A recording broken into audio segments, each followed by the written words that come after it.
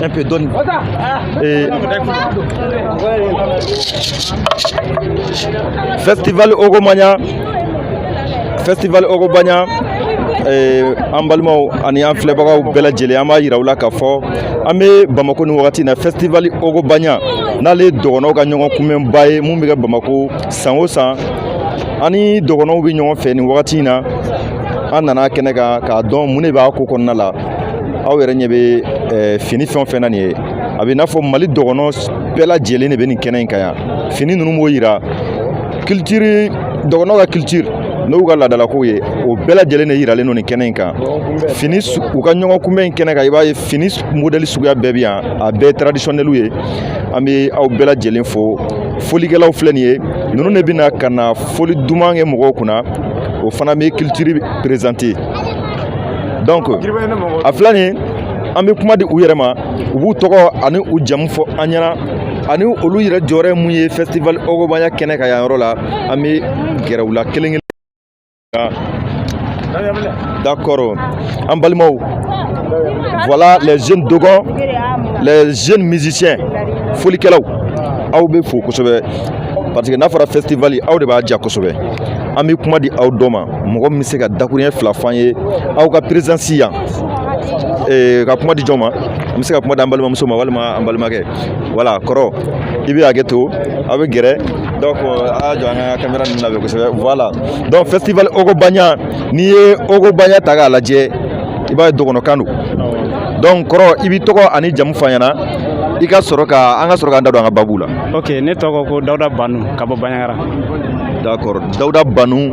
an b'a fɛ k'a dɔn aw bɔra Banɲagara ka na yan nɔ depuis don jumɛn? An bɔra ka na yan depuis le 17 si je me trompe pas. An nana avant que Ogomania yɛrɛ ka daminɛ an nana an sera yan. Donc aw ka nin folifɛn nin ye folifɛn sugu jumɛn ye dɔgɔnɔw ka foli kɔnɔna la nin ye folifɛn sugu jumɛn ye? An b'a fɔ min bɛ ne bolo yan ni an b'a fɔ dɔgɔnɔkan na ko gɔbɛ gɔbɛ maintenant a caman bɛ yen tɔ kelenw fana bɛ yen n t'a dɔn ni bɛ se ka jembe bon nin ye jumɛn jembe d'accord an bɛ nin wele koro d'accord nin kɔrɔ an bɛ nin wele koro donc aw bɛ nin foli ninnu bɛɛ de don ɲɔgɔn na ka rythme dɔ d'a ma mun bɛ don mɔgɔw fɛ kosɛbɛ voilà donc maintenant Ogomania comme an ni cɛkɔrɔba ma se ka gɛrɛ ɲɔgɔn na fɔlɔ ka o ɲininka aw yɛrɛ bɛ dɔgɔnɔkan mɛn yɔrɔ donc Ogomania yɛrɛ kɔrɔ ye mun ye dɔgɔnɔkan na kosɛbɛ ne balimakɛ? Bon Ogomania yɛrɛ bon n'i y'a ta k'a lajɛ a bɛ détaillé cogoya dɔ la mais an bɛ min dɔn a la dɔɔni an kɔni denmisɛnnin an ye min mɛn a la dɔɔni Ogomania an b'a ta ten a bɛ cogo min na mun bɛ cogo min na c'est-à-dire dɔgɔnɔw fɛ yen ɔgɔn bɛ sɔrɔ masakɛ u b'a fɔ min ma masakɛ bamanankan na ɔgɔn baɲa ye écuelle de ye min b'a français b'a min fɔ ko écuelle o de ye ɔgɔn baɲa ye ɔgɔn baɲa o de mot faralen ɲɔgɔn kan k'a fɔ ko ɔgɔn baɲa. D'accord voilà d'accord maliyɛnw aw yɛrɛ ye Ogomania le nom Ogon n'i y'a tigɛ au niveau la o kɔrɔ b'a jira ko masakɛ donc n'a fɔra mɔgɔ ma ko Ogon o kɔrɔ ye masakɛ n'i y'a faamuya donc baɲa in a bɛ n'a fɔ u b'a fɔ n t'a dɔn écuelle quoi grande écuelle échelle non mɔgɔ bɛ dumuni kɛ yɔrɔ min na an bɛ jɛ ka dumuni kɛ yɔrɔ min na min b'a kɛ kuna bamanankan na kuna ok d'accord bon o ye bamanankan kɔkɔlen bɛɛ fana t'o dɔn kuna ye dagaba dɔ de don minɛn kɔnɔ belebeleba dɔ de don i b'a sɔrɔ dɔgɔnɔw fɛ yen bɛɛ bɛ jɛ dumuni kɛ fɛn kelen kɔnɔ o minɛn kelen kɔnɔ d'accord voilà donc n'i taara Banɲagara rond-point ba in na rond-point ba in fo sanfɛ fɛn min bɛ yen i n'a fɔ a bɛ rond comme ça o de ye Baɲa ye Banɲagara o de ye Baɲa yɛrɛ ye quoi écuelle français la u b'a fɔ ko écuelle o de ye Baɲa ye. D'accord donc an balimaw nin ye dɔgɔnɔ folifɛnw tigiw ye minnu bɛ festival diya mɔgɔw bolo n'u ka folifɛnw ye an ka laadala folifɛnw don an ka laadakɔrɔ foliw donc maintenant ne b'a fɛ k'a dɔn aw ye jeunes de n'a fɔra ko laadalako bɛɛ hakili bɛ jigin an faw ani an mɔkɛw de la bon sisan kow changera mɔgɔ caman b'a fɔ ko kow yɛlɛmara ko kow modernisera mais aw minnu ye jeunes ye an y'a ye aw ye nin culture aw bɛ nin folifɛn ninnu kɛ i b'a dɔn piano bɛ yen guitare bɛ yen fɛn caman bɛ yen nɔ mais ninnu ye a tradition ye ninnu ye a kɔrɔlen yɛrɛ mun ye nin foli in diya e yɛrɛ kosɛbɛ bon ne tɔgɔ ye David Karambe bon mun ye nin fɔlifɛn kɔrɔlen de don nin fɛn kɔrɔ de don a bɛna fɔ n'i ye nin fɔli yɛrɛ daminɛ a bɛna fɔ nin jinɛfɛn de nin koro yɛrɛ nin jinɛfɛn de i n'a fɔ n'i ye nin fɔli yɛrɛ daminɛ fɛn caman yɛrɛ de bɛ na ma o de la bon b'a fɔ ko donc nin fɛn kɔrɔ de don o de la parce que ni ɔgɔbanya yɛrɛ ye fɛn traditionnel o de la an ka fɔlifɛn caman bɛ yen fo n'a bɔra jenbe nin na donc n'i y'a faamuya dɔgɔnɔw fɛ yen nin de ye dɔgɔnɔw ka foli kɔrɔkɔrɔlenba yɛrɛ voilà nin bɛɛ an b'a ye a ka folifɛn caman na a ka dɔnkiliw caman na dɔgɔnɔ minnu ka dɔnkili baden don tradition kan i bɛ nin y'o de kɔnɔ voilà o yɛrɛ bon nin fɔli fana o fɔli fana bon o fana o mɔgɔ b'a dan ma bɛɛ tɛ se k'a fɔ o mɔgɔ b'a d'a ma bɛɛ tɛ se k'a fɔ bon dɔw bɛ yen o bɛ jenbe fɔ mais n'i ye nin d'a ma a bɛ fosi o bolo parce que u m'a dege a la bon sisan jeunes aw bɛ nin fɔ n b'a fɛ k'a fɔ aw jɔyɔrɔ aw jeunes aw jɔyɔrɔ ye jumɛn ye an ka laadalafɛn ninnu olu kɔlɔsili la c'est à dire n'i y'a ye aw bɛ ka nin fɔ o kɔrɔ b'a jira aw jan bɛ aw ka laadalafɛn ninnu na kosɛbɛ dɛ pour que an kana ɲinɛ kɔrɔlen ninnu na bon i n'a fɔ kunun an mɔkɛ minnu tɛmɛna olu ye fɛn kɔrɔlen minnu to yen i n'a fɔ dɔw bɛ k'a bila quoi an tɛ fɛn dɔ de an kɔni an ye denmisɛnninw de ye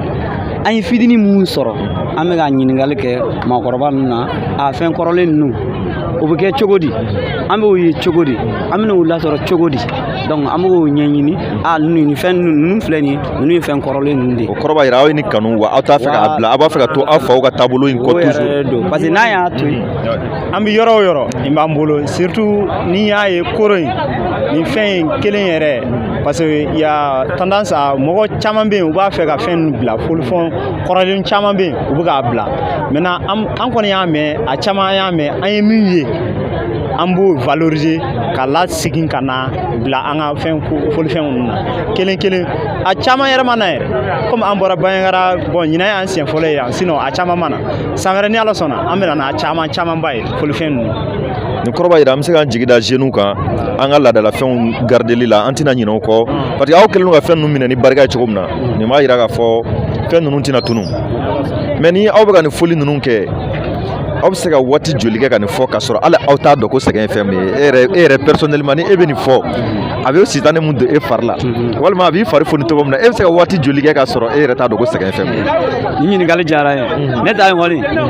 ni mɔgɔw bɛ dɔn na ni mɔgɔw nisɔndiyalen don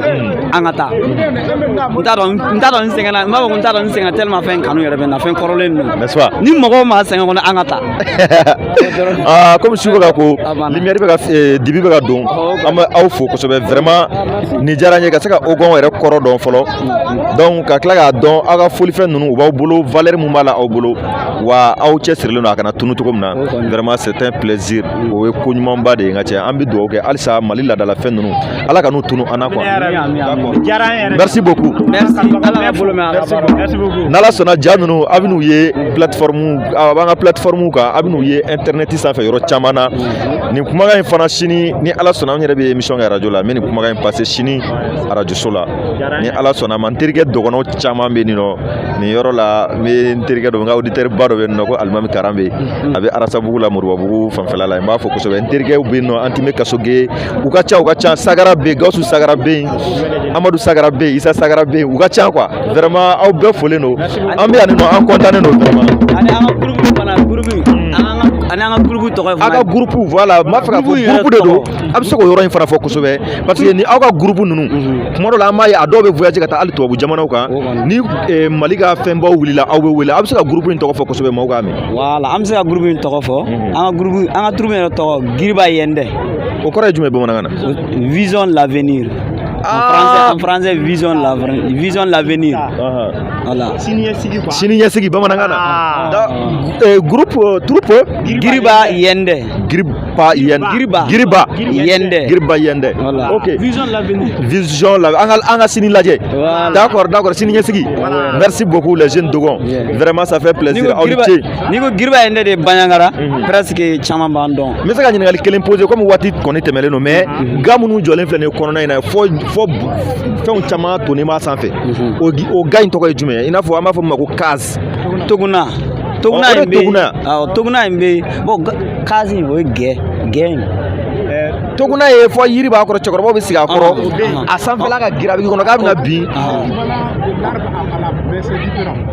donc o de ye toguna ye donc a bɛ ka mun fɔ fa sapo bɛ mun na e ka n dɔw de ma sapo bɛ mun na tɛrɛ a ɲɔgɔnna filɛ nin n'i donna dɔrɔn ok fɔ yiri girimanbaw b'a kɔrɔ ga de don awɔ ga de don mais a sanfɛla a donni ka girin a donni ka ca toguna de don toguna an b'a wele toguna o de don donc merci beaucoup an ka nin toguna in kelen de tɔgɔ dalen don ale la quoi an ka entreprise ba in o de tɔgɔ dalen don toguna la toguna ye bi sɔrɔ fɛnba ye n ka tɛ dɔgɔnɔw fɛ yen dɛ cɛkɔrɔbaw de bɛ sigi ale kɔrɔ yɔrɔ merci beaucoup an cɛ voilà Giriba Yende merci beaucoup Giriba Yende merci beaucoup voilà merci an b'an filɛbaga bɛɛ lajɛlen fo ka dɔgɔnɔ bɛɛ lajɛlen fo Mali kɔnɔ ani Mali kɔ kan dɔgɔnɔ mana kɛ diɲɛ yɔrɔ o yɔrɔ k'a fɔ bi an bɛ Ogo Bagna kɛnɛ kan Ogo Bagna ale festival culturel Dogon o de don a bɛ kɛ Bamako san o san ne fa ɲinan y'a tago joli n'a ye nin y'a 9e édition. 9e édition. Voilà. O bɛɛ kɛra Bamako yan. O bɛɛ kɛra Bamako yan. Ah bon? Voilà. D'accord. Donc 9e édition a ta ko 9nan. Voilà. Ni y'an ye o de kɛnɛ kan. Voilà. Maliyɛnw su kora an b'a fɔ ko aw k'an bɛn ni Ala sɔnna ma Ogo Bagna a kan ka kuncɛ. Sini. Voilà sini dimanche a kan ka kuncɛ. Ni Ala sɔnna ma. A fɛn caman bɛ k'a kɛnɛ kan foli dumanw bɛ kɛ yan sufɛ artistes bɛ invité. Dɔgɔnɔw ka foli ninnu bɛ kɛ. Fɛn caman bɛ kɛ. Awɔ fɛn caman bɛ kɛ. D'accord. Donc an bɛ dɔgɔnɔ bɛɛ fo bi kɔni tiɲɛ na ni mɔgɔ min sera dɔgɔnɔya kanu b'i minɛ parce que fini minnu yɛrɛ bɛ yan n'i y'a ye a bɛ kɛ i n'a fɔ i ka taa tailleur fɛ yen bi. Awɔ merci. Merci i ni ce merci aw bɛɛ ni ce merci an b'aw fo merci. Voilà an balimaw ni ne don Ogo Bagna kɛnɛ kan halisa maaw kɔni bɛ ka na cogo min na mɔgɔw bɛ ka na cogo min na u bɛ ka na ten cogo la komi aw ɲɛ b'a la ja la cogo min na an balakaw u parlen don bi kosɛbɛ Ogo Bagna fini la Badankara finiw ani dɔgɔnɔdugu tɔw sa kɛ voilà dɔgɔnɔ finiw la voilà foli bɛ bɛɛ lajɛlen ye minnu bɛ k'an filɛ Mali kɔnɔ ani Mali kɔ kan n'a ye vidéo ninnu sɔrɔ n'a y'an ka jaw sɔrɔ a b'a partager voilà a bɛ ka kɛ yan nɔ de donc bɛɛ lajɛlen folen don aw k'an bɛn ni ɲɔgɔnna wɛrɛ ma ni Ala sɔnna a ma sini n'a ye mun sɔrɔ nin kɛnɛ kan an b'o da aw tulo kan.